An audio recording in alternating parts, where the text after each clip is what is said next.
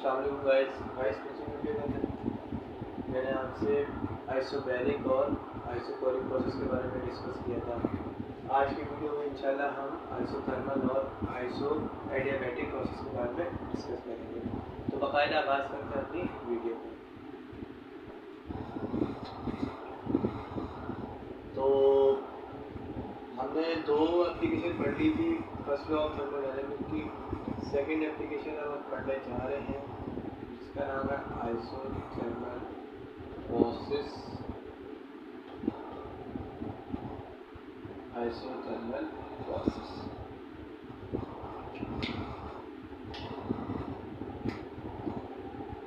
तो isothermal process होता क्या है? आइसोथर्मल प्रोसेस एक ऐसा थर्मोडायनामिक प्रोसेस है जिसके अंदर हमारे पास जो टेम्परेचर होता है वो कांस्टेंट रहता है। Means a thermodynamic process in which temperature is kept constant is called isothermal process.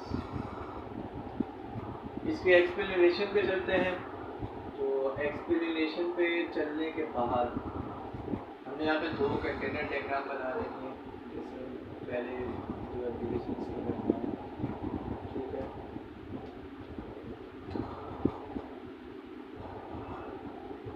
तो ये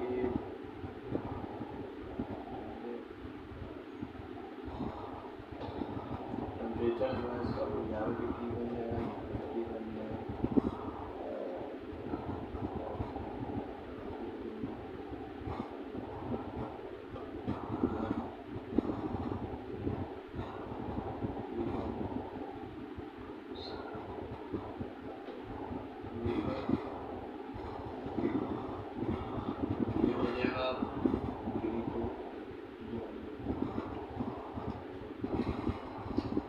इस सिस्टम में हमने क्या किया, इसके अंदर हमने आइसोथर्मल प्रोसेस में दो सिलेंडर्स ले लिए, ठीक है। दो सिलेंडर्स के अंदर जो वर्किंग सब्सटेंस है एज गैस वर्किंग सब्सटेंस ले एज अ गैस। अगर हम वर्किंग सब्सटेंस लेते हैं तो हमने क्या किया कि अंदर इस सिलेंडर को हीट करने से पहले हमारे पास जो इसका इनिशियल पैरामीटर थे हमने बोला पे क्या था, हमारे पास प्रेशर था, हमारे पास P1, वॉल्यूम था P1, टेम्परेचर था T1।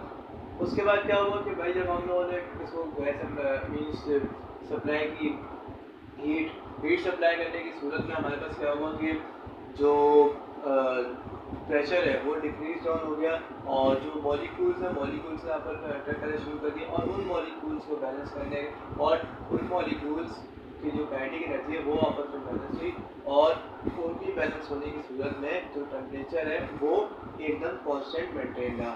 एकदम कांस्टेंट मेंटेन रहा तो हमारे पास जो टेम्परेचर है वो हमारे पास रिमेंस क्या रह जाएगा T1। और जो वॉल्यूम हो जाएगा, वॉल्यूम की गैस वो जैसे बात है वो गैस एक्सपेंड हो गई थी, तो एक्सपेंड होने की सूरत में जो वॉल्यूम होगा वो क्या हो जाएगा हमारे पास V2। तो V2 हमारे पास वॉल्यूम हो जाएगा। उसके बाद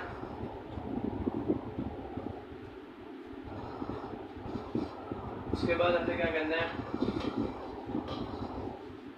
वही फर्स्ट लॉ ऑफ थर्मोडायनामिक्स इस पर अप्लाई करना है। First law of thermodynamics apply करेंगे।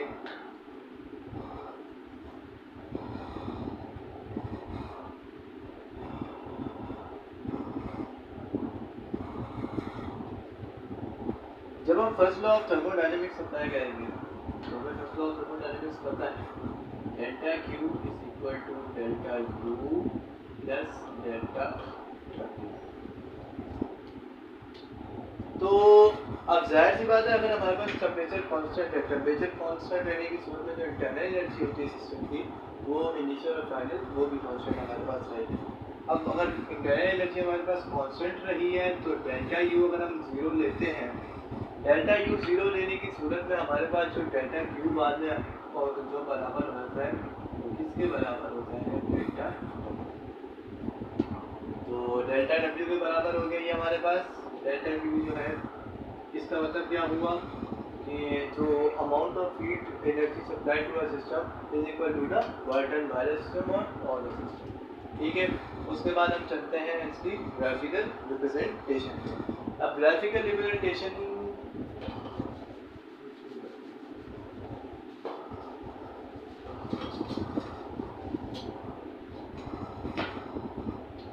ग्राफ अगर हम इसका बनाना चाहें तो हमारे पास ग्राफ किस तरह बनेगा, इसका जो ग्राफ है वो हमारे पास बनता है हाइपरबोलिक।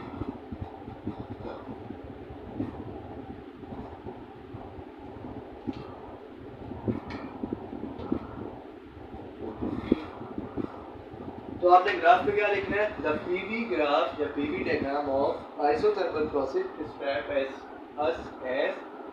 क्या डिस्क्राइब करता है, हाइपरबोलिक कर्व। तो ये था इसका ग्राफ और ये था हमारे पास आइसोथर्मल प्रोसेस की थोड़ी सी एक्सप्लेनेशन। जो वर्डिंग्स है वो आप ज़रूर याद कर लीजिएगा, नोट्स वगैरह से याद करें या आप अगर मुझे कहेंगे तो मैं भी आपसे शेयर कर दूँगा वर्डिंग्स। तो अब हम चलते हैं आगे एडियाबैटिक प्रोसेस।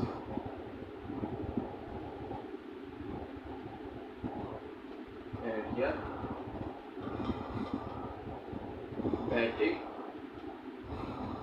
प्रोसेस, ठीक है। तो एडियाबैटिक प्रोसेस के बारे में हम चलते हैं।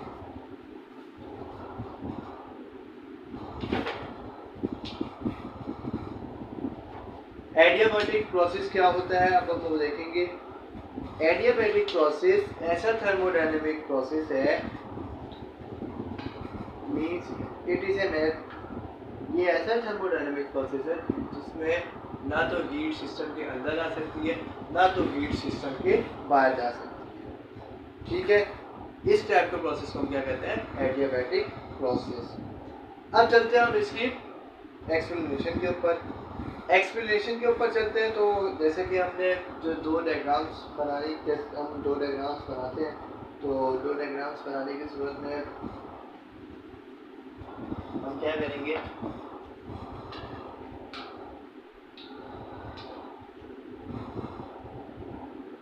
हमारे पास दो कंटेनर आ गए,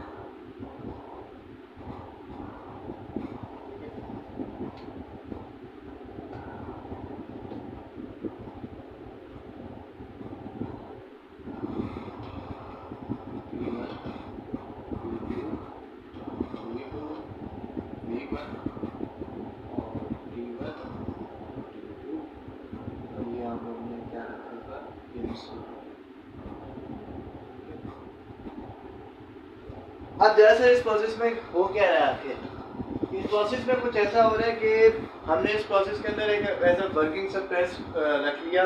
क्या चीज़, क्या हमने वर्किंग सब्सटेंस रखा, गैस को हमने इसको वर्किंग सब्सटेंस रखा। और जो इस कंटेनर वेसल की जो वॉल्स हैं वो हमारे पास किस तरीके की वॉल्स है, इंसुलेटिंग वॉल, और इसकी जो बेस है कंडक्टिंग बेस है, ठीक है।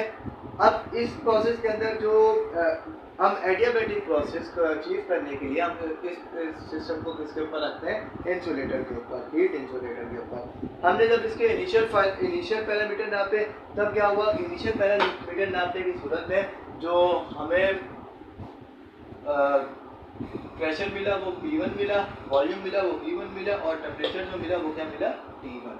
उसके बाद क्या हुआ कि जब हमने इंसुलेटर के नीचे रखते, इंसुलेटर जो बेस किया था हीट इंसुलेटर पे, तो उसके बाद क्या होता गया कि प्रेशर जो होता है वो डिक्रीज डाउन होता गया, और डिक्रीज डाउन होने की सूरत में प्रेशर जो हमारे पास आ गया वो क्या आ गया, P2। उसके बाद जो वॉल्यूम था, वॉल्यूम हमारे पास जब एक्सपेंड हुआ, जब गैस एक्सपेंड हुई है तो गैस के एक्सपेंड होने की सूरत में जो वॉल्यूम होगा वो हमारे पास क्या हो जाएगा, V2। और वॉल्यूम V2 होने की सूरत में उसके बाद जब गैस जो होगी वो उसके बाद जो गैस होगी वो हमारे पास कूल डाउन होती जाएगी। गैस हमारे पास कूल डाउन हो रही है, इसका मतलब जो टेम्परेचर है वो टेम्परेचर हमारे पास क्या बन गया, T2। गैस की कूल डाउन होने की सूरत में टेम्परेचर हमारे पास T2 बन गया। तो ये थी इसकी explanation about container vessel diagram की। उसके बाद हम चलते हैं इसके ऊपर, जब हम first law of thermodynamics apply करेंगे। First law of thermodynamics apply करते हैं तो वो delta Q is equal to delta U plus delta W। अब चूंकि इस सिस्टम में हमने क्या पढ़ा था कि जो हमारे पास डेल्टा Q है वो 0, क्यों, क्योंकि कोई ना हीट अंदर आ सकती है ना बाहर जा सकती है। डेल्टा Q 0 हो गया, और फिर अगर ये 0 हो गया तो 0 is equal to delta U plus delta W। ये उधर चला गया minus delta U is equal to delta W, और बीच में और आएगा, ठीक है। तो delta W minus delta W is equal to delta. इस चीज़ से आपको क्या जाहिर होता है? इस चीज़ से हमें ये जाहिर होता है कि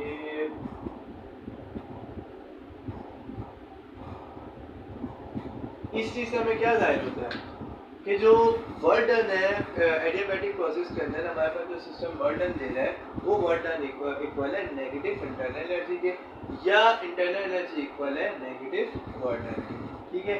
ये दो बातें हमारे इसमें होते हैं। तो ये था हमारे पास फर्स्ट लॉ ऑफ थर्मोडायनेमिक्स का, इसके ऊपर अप्लाई करना। उसके बाद हम चलते हैं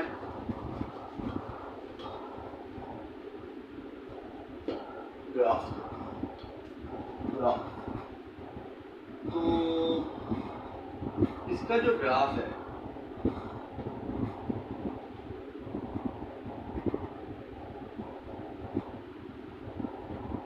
the graph between P and V of isobaric adiabatic process is steep curve। ये हमारे पास क्या है? स्टीप कर्व, ठीक है। हमारे पास जो एडियाबैटिक प्रोसेस का ग्राफ है वो हमारे पास स्टीप कर्व है।